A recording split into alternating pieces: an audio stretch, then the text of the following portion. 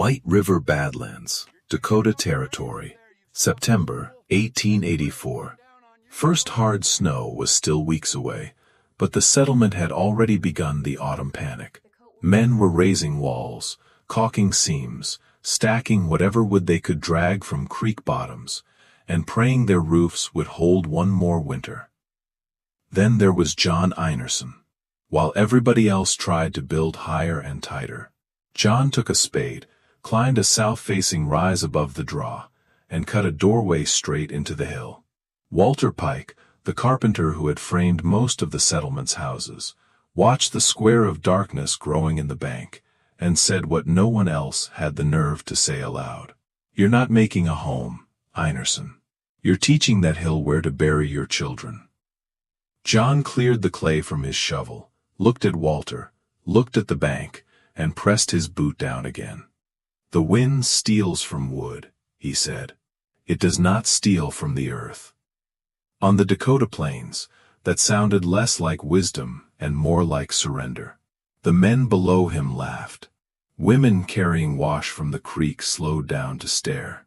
Boys started calling the place Badger House before the front wall even existed. To them, winter meant walls, smoke, and defiance. What John was doing looked like the opposite of courage. It looked like hiding. By February, after the valley had taken one of the ugliest blizzards anyone could remember, those same men would slog through chest-deep drifts just to stand outside his door and stare. Because the warmest house for miles would be the one almost no one had believed was a house at all. This is the story of a man who stopped trying to outfight the frontier and used a much older intelligence instead. Stay with me, and you'll see why the ground under your feet is not just shelter, but one of the most powerful temperature regulators human beings ever learned to trust. John Einarsson was not a plains carpenter. He had no eye for elegant joints, no love for warped boards, and no faith in houses that depended on endless repairs. He had come from northern Iceland, from a country where survival had never belonged to the people who built light and proud. It belonged to the people who built low, thick, and close to the body's memory of heat. He had grown up around turf farms pressed into slopes, sheep sheds banked with sod, and storage chambers dug into earth so steady that summer barely touched them, and winter never fully entered. His father had taught him to read ground the way other men read timber.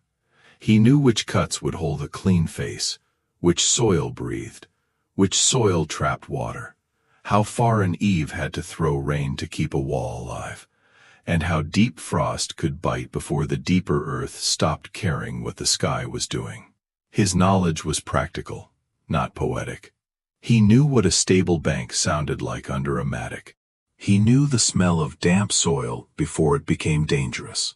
He knew that what people called solid was often temporary, and what people called soft could outlast a storm if it stayed dry. The first Dakota winter had taught him the rest.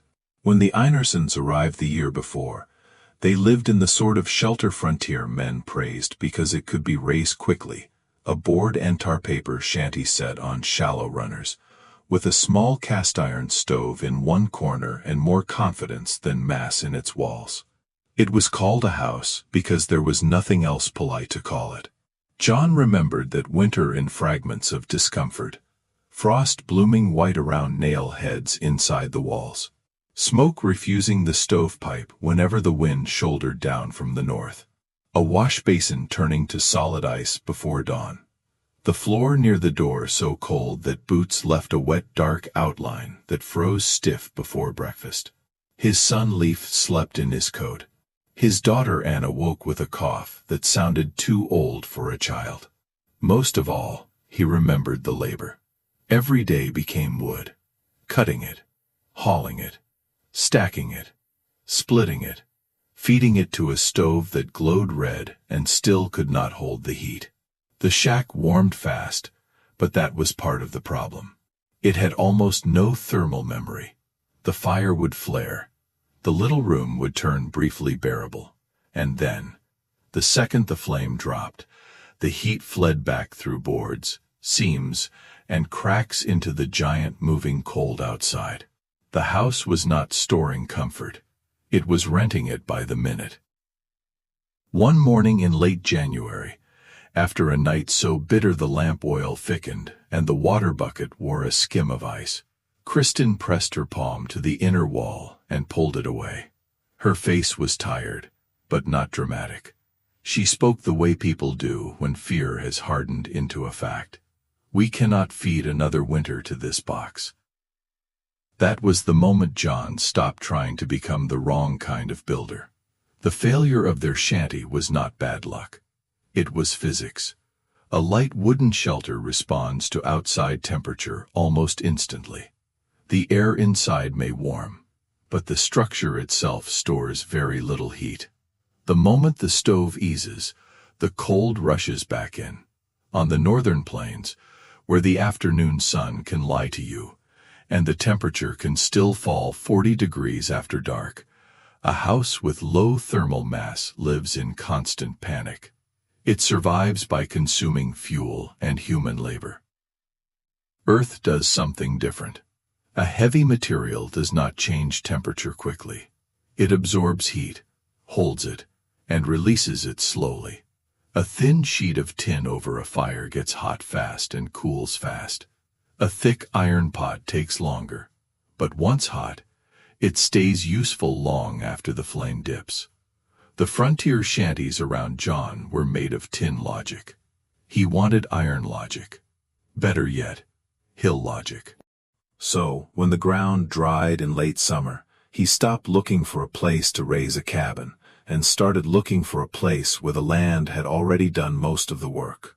He walked the edge of a south-facing rise above a shallow draw, studying exposure, wind direction, drainage, and soil. He wanted the low arc of winter sun on the front wall. He wanted the dead bulk of the hill behind him as a shield from the northwest wind. Most of all, he wanted compact clay loam with enough body to cut clean and enough breath not to turn sour underground. When he found the right place, he marked a rectangle in the bank and began to dig. He did not gouge a crude hole.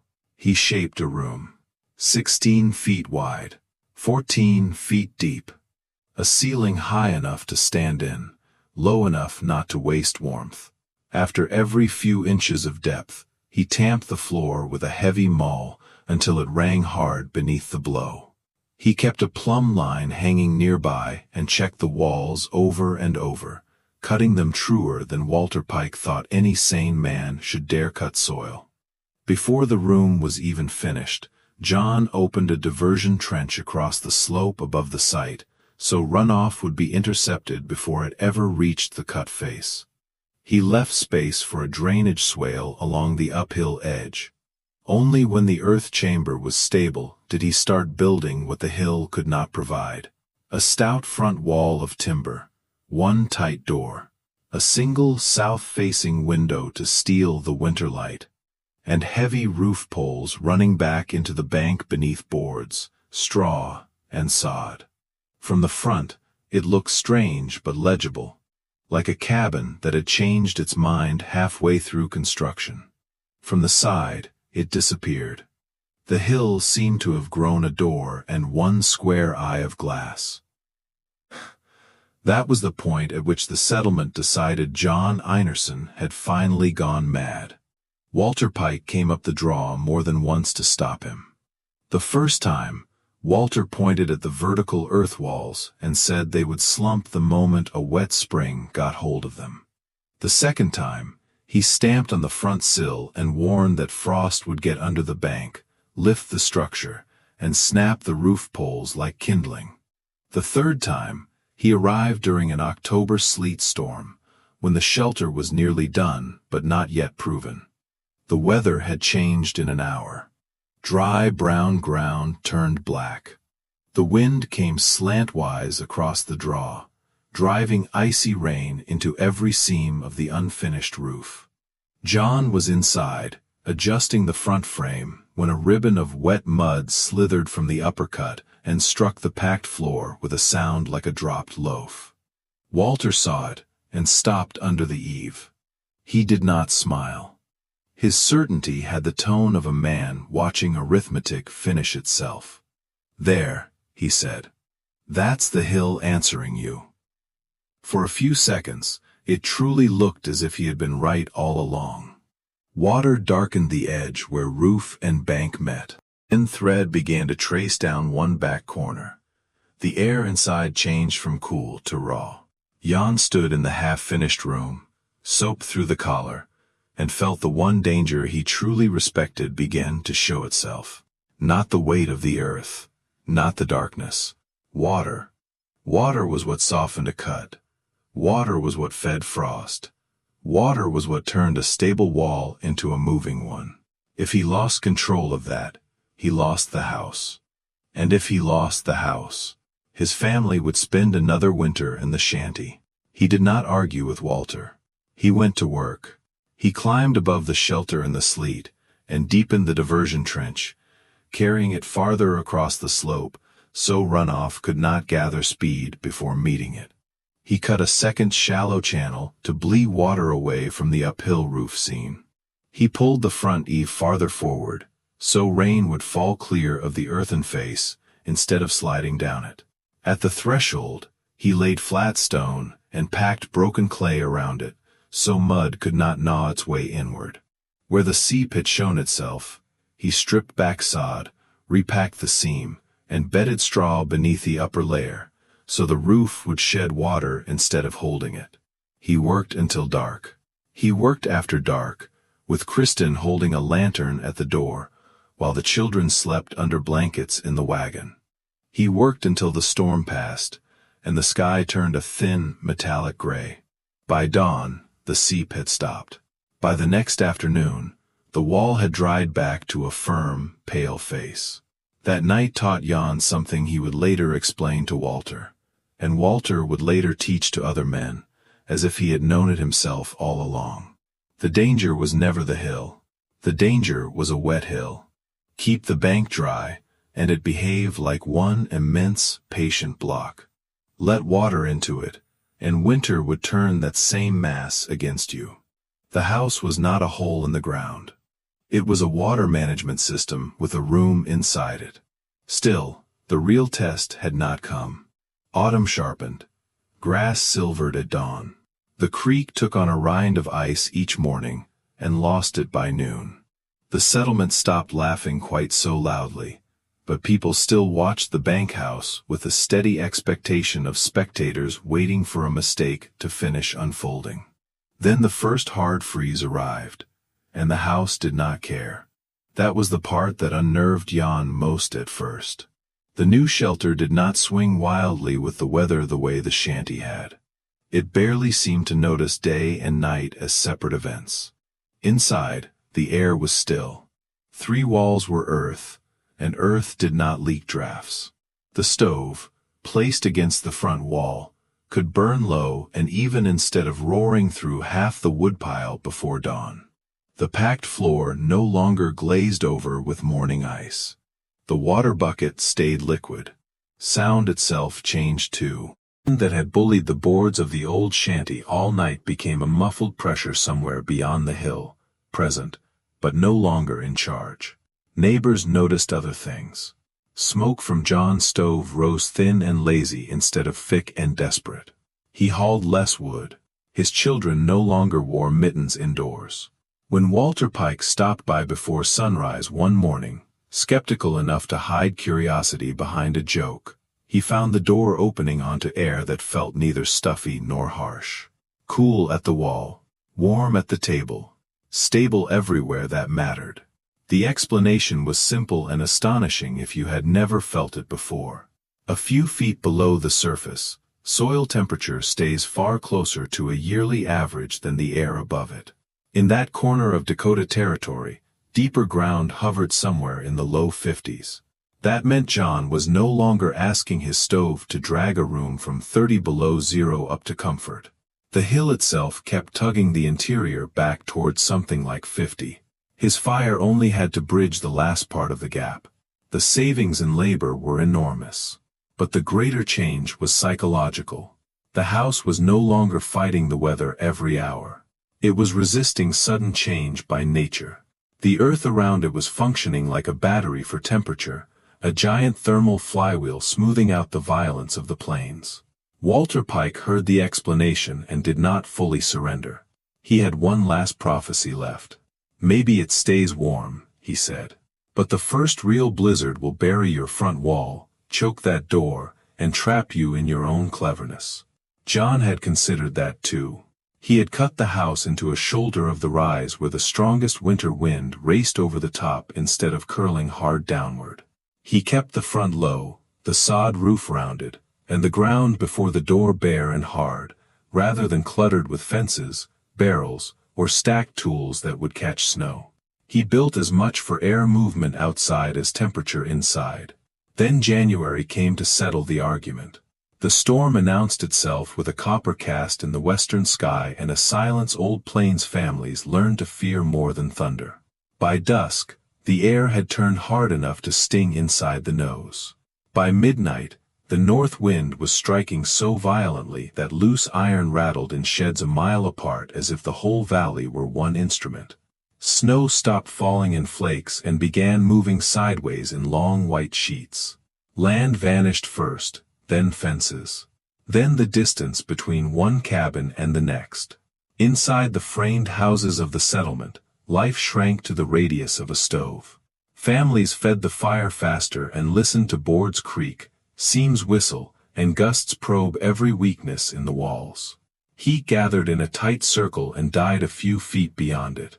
Corners remained dark and raw.